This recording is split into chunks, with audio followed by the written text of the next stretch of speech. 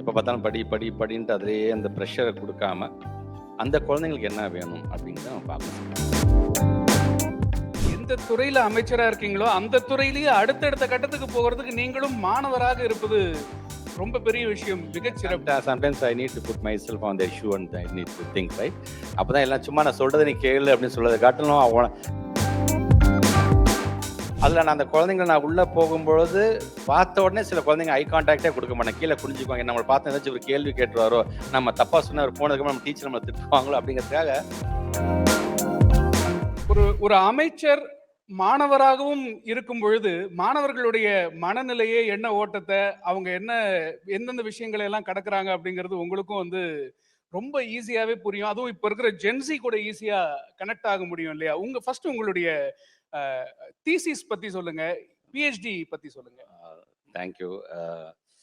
See, recently I did my doctorate and the title is Physical Activity for Skill Development Among School Children Through Machine Learning Technology. Like where வெறும் ஒரு வகுப்பறையில் we can learn the theories, but in the like our honorable deputy chief minister always says, இது just ஒரு play கிரவுண்டா பார்க்காதுங்க, இதுவும் ஒரு விதமான ஒரு வகுப்பறை தான். Like where you can have your communication skills, where you can have your leadership quality, where you can have a collaborative learning. You can learn about the tolerance, you can learn about what is intrapersonal skill, what is interpersonal skills, and you will have the ability to solve the problem, like problem solving and crisis management kind of thing.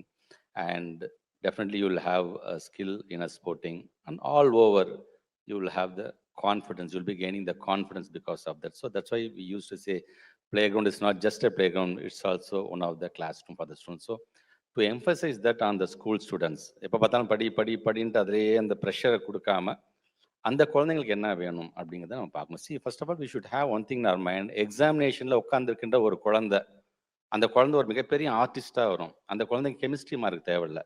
எக்ஸாமில் ஒரு குழந்தை எழுதுகிற குழந்தை ஒரு மிகப்பெரிய ஆண்டர்பிரினராக வருவாங்க. அவங்களுக்கு ஹிஸ்ட்ரியும் English literature அவசியம் கிடையாது. எக்ஸாமில் உட்காந்து எழுதக்கூடிய ஒரு குழந்தை ஒரு மிகப்பெரிய அத்லெட்டாக வராங்க. அவங்களுக்கு ஃபிசிக்கல் ஃபிட்னஸ் தான் முக்கியமே தவிர ஃபிசிக்ஸ் முக்கியம் கிடையாது.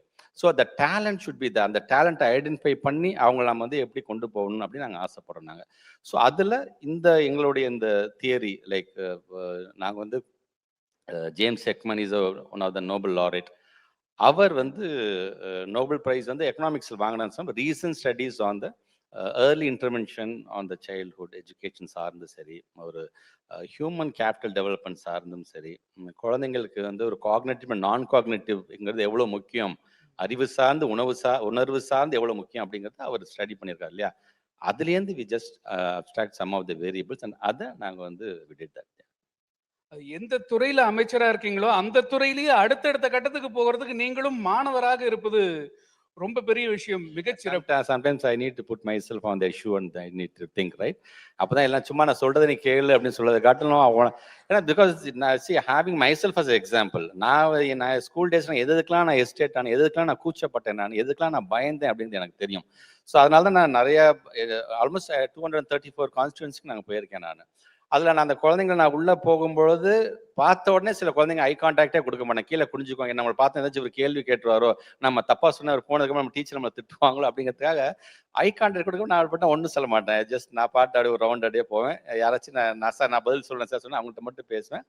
பட் அந்த ஹோல் அந்த இன்ஸ்பெக்ஷனை முடிச்சுட்டு போகும்போது அந்த ஸ்டூடெண்ட்ஸ் நான் அட்ரஸ் பண்ணும்போது நான் சொல்லுவேன், கையை இந்த வயசுல அப்படின்னா நீ எவ்வளோ உயரத்துக்கு போனாலும் அந்த ஹேபிட் ஒன்று துரத்திக்கிட்டே வரும். Classroom is for that only. நீங்க சந்தேகம்னா அதை தீர்த்து வைக்கிறதுக்காக தான் டீச்சர்ஸ் வராங்க, அதனால நீங்க வெக்கப்படக்கூடாது அப்படின்னு ஜென்ரிக்கா யாரையும் ஸ்பெசிஃபிக்கா சொல்லாம நான் சொல்லிட்டு நான் வரேன். எக்ஸலண்ட்.